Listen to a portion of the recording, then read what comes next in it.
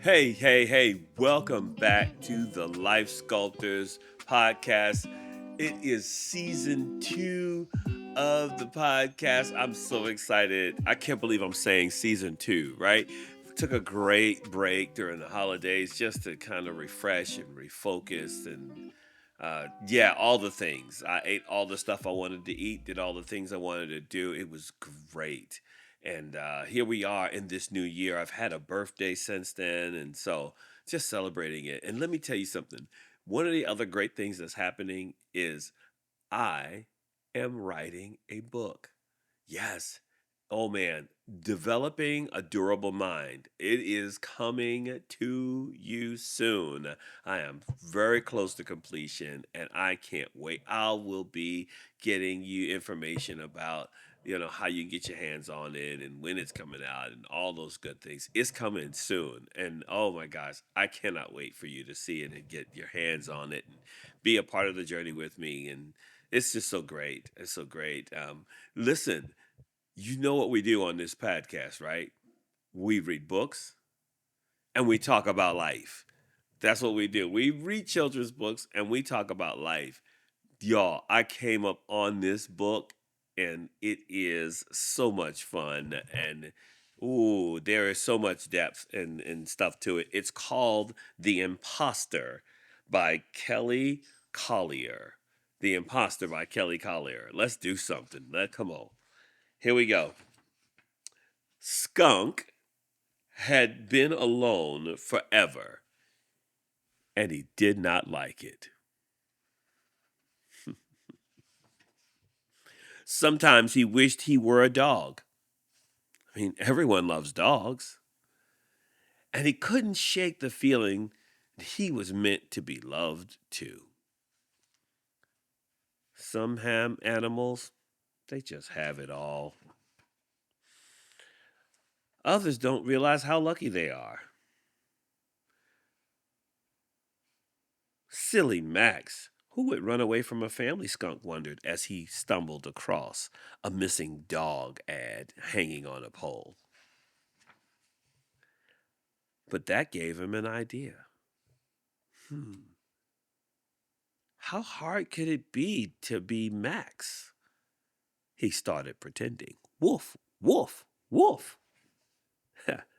I'm Max, the missing dog. Woof, woof, woof, he said to a squirrel. The squirrel was like, you don't look or sound anything like Max. Skunk says, oh. Then the other animals get to talking. Squirrel says, that skunk is pretending to be Max. A cat says, who would ever want to be a dog? The raccoon says, it's got to be better than being a skunk. Ooh. And although with some help, I bet he could pull it off. Cat says, true. Says the skunk. Pardon me, but I bet you three are very clever. Maybe you could help me become Max. We are very clever, said the raccoon. If we help, what's in it for us, says the squirrel. There's always one, right? Bragging rights, said the skunk. A stunt like this would be epic, said the squirrel. All right, we'll help, but you'll have to listen to everything we say. I would have done it for a slice of pizza, said the raccoon. skunk would have to the skunk would have done anything rather if it meant finally getting a family of his own. Raccoon, squirrel, and cat got to work. The skunk stripe, this skunk stripe has got to go. And so Raccoon painted it all black. An old sock glove and earring will do the trick. Those socks became ears. That belt and earring became the collar and name tag. Perfect, said the raccoon. Now that you look like Max, you need to act like Max, said the squirrel. Skunk learned how to roll over, bury a bone, and ask for belly rubs. Raccoon says, "It's all in the eyes." "Don't forget to wag your tail. Max is always happy, happy, happy," says the cat. Finally, Skunk was ready. "It's showtime," said the squirrel. Said Skunk. "I'm having second thoughts." "But we covered everything, Skunk. What could go wrong?" "It's not that. I just wonder if Max was so happy. Why did he run away?" Skunk asked. Oh, man. "I doubt he ran away. Max is probably just lost," said Squirrel, as he rings the doorbell to the family's house. "Wait, Max is lost," said Skunk, and Skunk's heart sunk. Then Skunk started to feel something else. His stomach flipped and flopped. His jaw began to jitter, and he started to sweat. Skunk gulped. He knew this feeling well. Guys? What's wrong, Skunk?" As they're hiding behind the bush, he's standing in front of the door, trembling. Skunk wiggled and jiggled and scooched in circles. Someone at the other side of the door said, "Coming!" "I don't recall Max doing this," said the raccoon. "I think we overlooked one very important detail," Skunk cried. He had to get away. But just as he turned to run, "Hello," said the person at the door. The front door swung open and Skunk blew his cover. Poof! He sprayed her. "Oh my gosh. Ah!" says the woman. Skunk scurried off. "Wait up, Skunk. We can fix your disguise and try again," said the squirrel. "Yep. Up until you sprayed Max's family, you were very convincing," said the raccoon.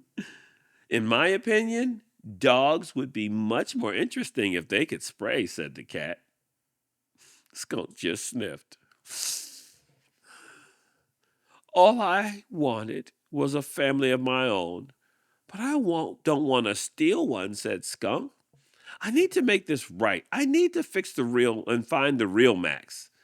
"This was all about finding a family?" said Raccoon. "Oh, poor Skunk."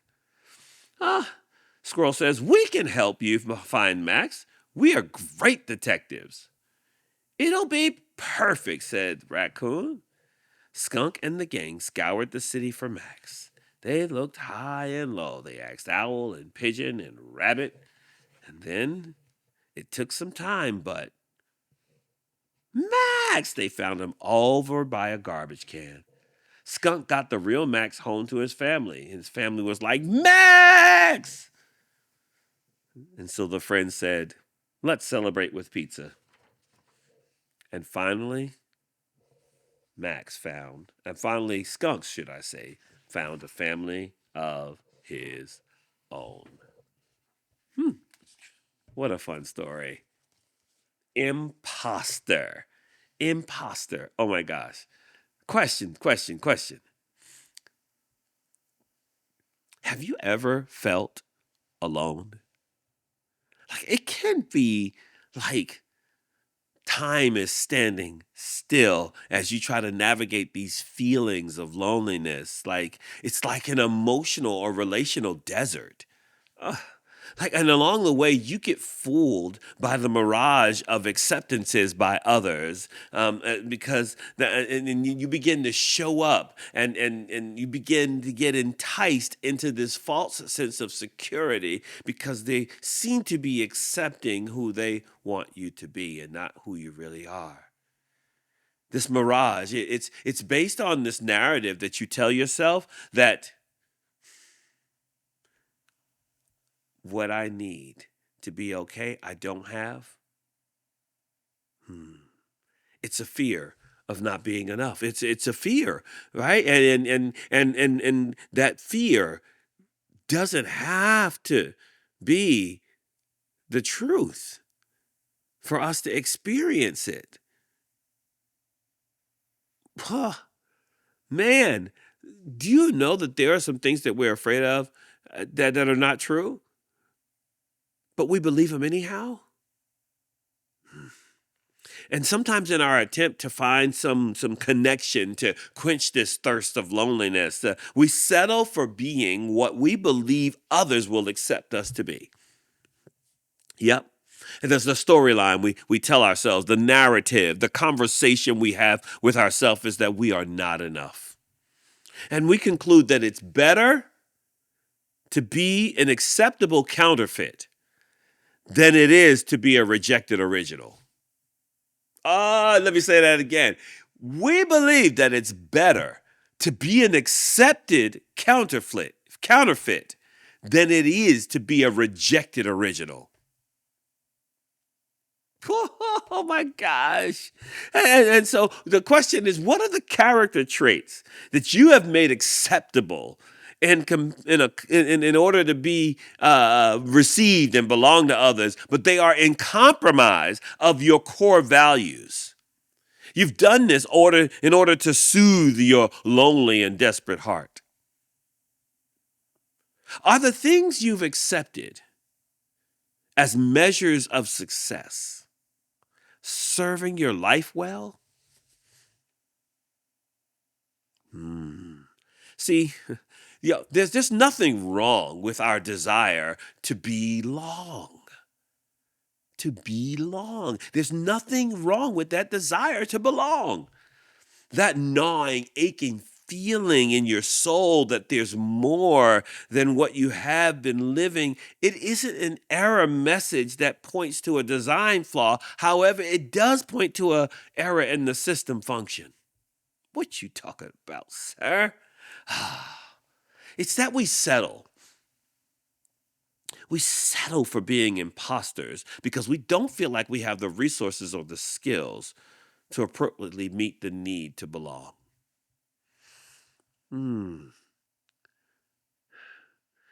Ugh. Sometimes we accept imposters into our life because we're trying to gain acceptance, and other times we are the imposters. Uh, See, oh man, Skunk's friends were okay with him pretending to be something he was not. They co signed it, painting his skunk stripe black rather, and giving him fake ears and a dog collar and teaching him how to act like a dog when he was really a skunk. They were okay with him fooling this family, pretending, deceiving this family, simply so he could belong. Oh, man. Okay. The etymology of the word imposter comes from a French word that means to inflict and to deceive. Yeah, that part, right? And so the modern day word that we use is catfish. Yeah, yes, catfish, right?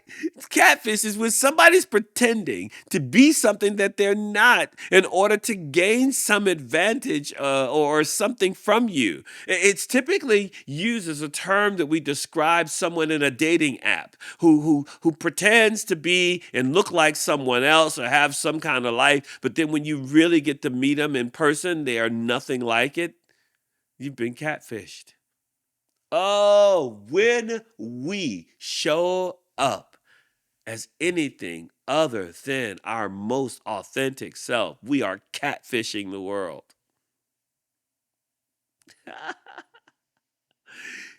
Oh, see, you thought catfish was something someone did to you, but in reality, it is also what we do to others. Oh, imposter syndrome is what we call it. It's the belief that your success is undeserved and not legitimately achieved as a result of your own skills and hard work. As a matter of fact, those suffering from imposter syndrome, they blame themselves for all the mistakes and they take no credit for any of the success. And it is driven by the fear that somebody's going to find out that I'm a fraud. And I really believe that there's an element of envy functioning behind our desire to be something or someone else. See, Skunk in the story envied Max, the dog's life. Like he's like dogs get families and they get accepted. They get treated differently than skunks. The truth of the matter is they do because skunks do things that dogs don't do, like spray. Yeah, but Skunk was pretending to be something he was not because he wanted something that he believed someone else had. You remember, envy is about wanting something someone else has, while and it is based on the value that we put on the other person or the group of people or the things. I want what you have, or I don't want you to have it. Hmm. I have placed you in a superior category than myself. See, and so when we look at the lives of others and we determine that they have something that we don't have, that they're happier, that they're more successful, that they have more friends than we have, that they have anything more than what we have that makes their life better than ours, it's because we have determined, like the skunk, that we are not enough. But wait, right? And so I could pretend to be someone else that I'm not, right? And that's familiar to us, right? That's catfished. Or sometimes I'm pretending like everything is okay when it's not.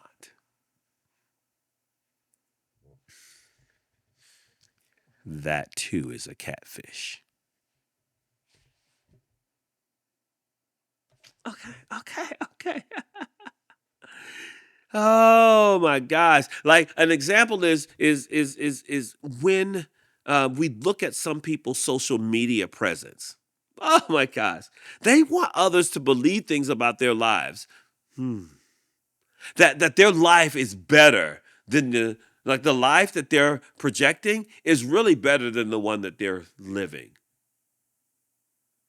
Uh, there's got to be some congruency between what you put out there in social media and what you're really living. It's why we're struggling as a world because there's a lack of authenticity. And see what if Max the dog isn't missing because he somehow got out of the house and can't get back in? Like, what if Max has left the house because although he appeared happy, as the cat said, he really was lost in the house because of how he was mistreated? Like, have you ever been lost in your own skin? Mm. Like, or, or you're in a relationship with others, but you don't really feel connected? Mm. And you don't know how to get out? You'll pretend like everything is okay. Hmm. What if we are catfishing others who think we're okay when we're not? In either case, right? We have two main characters. We have the skunk and we have Max the dog. One is very vocal about his struggle, and the other is silent. But maybe they're both imposters. Ah! Both suffer from a lack of freedom. Whenever I have to pretend to be something that I'm not, I lack freedom. Oh man. Okay. And where there is a lack of freedom, you know what's going to arise? conflict. Yeah. My wife and I have this saying. We say, whenever there's conflict, somebody is not experiencing freedom. Yep. Yep. And yep. Okay. There's the gentleman, his name is Adielo Aleo. And I probably jacked up his name, and I'm so sorry if you're watching this and you hear. I'm so sorry for messing up your name. Adielo Aleo, I think is how you say it. And here's what he says: real connection thrives on authenticity, not availability. That's so good. It's so good, right? Real authenticity thrives on connection. Like I have the space to be who I am, that I get to say yes to you or no to you, and I don't lose you. Sometimes we suffer from imposter syndrome because we are occupying spaces that we are not called to be in. If I can't be authentically me, then maybe I'm not supposed to be in with you. Oh man, there's a Dr. Valerie Young who's done some research about imposter syndrome, and so she says there are five main types of imposters, and I'd like to share them with you real quick. The first one is the perfectionist. Yes, the perfectionist, right? Their primary focus is how they can do things perfectly, and when they can't do them perfectly, they avoid trying new things because they believe that if you can't do them perfectly the first time, you just don't do it. Hmm. And then there is number two, the natural genius. The natural genius, they spent their whole life doing things, learning things, picking up on skills rather easily. And then when they face difficulty, they think that this is an issue with their competence and they think they're a fraud because they believe that competent people should be able to handle things without difficulty. Imposter. Okay. Then there's the rugged individualist or a soloist. And as the name suggests, you're the person who thinks you can handle everything by yourself. That you can't achieve success dependent on others. What? And so if you have to depend on others, you consider yourself unworthy. hmm Like asking somebody for help, or support. Oh man, it means that somehow you are not enough. Mm. The fourth one is the expert. This is the person who just has to research something ad nauseum before they engage with it. So much so that they don't even have enough time to complete the thing that they are supposed to be completing because they spend so much time needing to know everything about everything before they do anything. Here's the last one, the superhero, right? And they link their competence to their ability to succeed in every role in their life. And so if they don't succeed at a role in their life, oh, then there's something wrong. They're inadequate. As a matter of fact, right? They push themselves to the limit. Oh my gosh, expending as much energy as possible in every role to the point that they're exhausted. And they might think they're doing everything they could do and still think I should be doing more. Like this should be easier. Okay, you heard him. Right? The perfectionist, the natural genius, the rugged individualist, the expert, and the superhero. All of those are imposters because I'm expending energy to try to convince you that I'm something that I'm not. I'm telling you right now that we are all dependent. We don't like to hear it because there's a generation of folk who have been raised to say you pull yourself up by your own bootstraps. Like you could do that on your own. Everybody should be able to do it on. I'm telling you that there's no person who experienced success in their life outside of community. No one goes it alone and succeeds. We all need each other. I'm just saying. And so might I suggest, right, some ways to kind of consider dealing with your imposter syndrome. First, I need you to acknowledge your feelings. Like, really dig into this is what I'm feeling like. There's a reason why I do what I do, why I show up the way I show up. Acknowledge those feelings. Don't ignore feelings. I promise you, if you ignore feelings, they're going to show up some way. The feelings that we ignore manifest themselves in our lives in different ways. So don't ignore your feelings, acknowledge them. And here's the other thing, build connections. Yeah, I mean, you've heard me say it before. You need connections with other people. I need folk that I can ask for help from, that I can get support from. There are some people who know some things that I don't know that are going to help me achieve the thing I'm trying to achieve. And every time I don't ask them for help, I cut myself off from help. What? And then challenge your doubts. Challenge your thoughts. Like, I keep telling y'all, you are not at the mercy of your feelings and thoughts. Like, sometimes your thinking is irrational, and it's okay for you to challenge it. It's okay for you to be wrong. And you being wrong doesn't mean that there's that there's something faulty with you or fraudulent with you. You and I can't know everything. We need other people to know things. And that brings us to this last one. Please. And like, we're in 2025. I need for you this year to stop comparing yourself to others. Like, just because they have that many followers or likes doesn't mean that they're better at it. It doesn't even mean that they're okay. Sometimes we compare ourselves to others, right? Because we just think that they got it right. And I'm just telling you, they're a human being.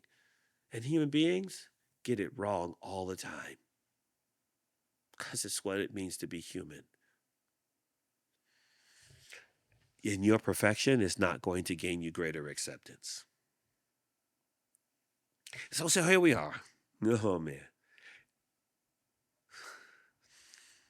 Skunk realized that he was taking something from Max in his attempt to gain something for himself.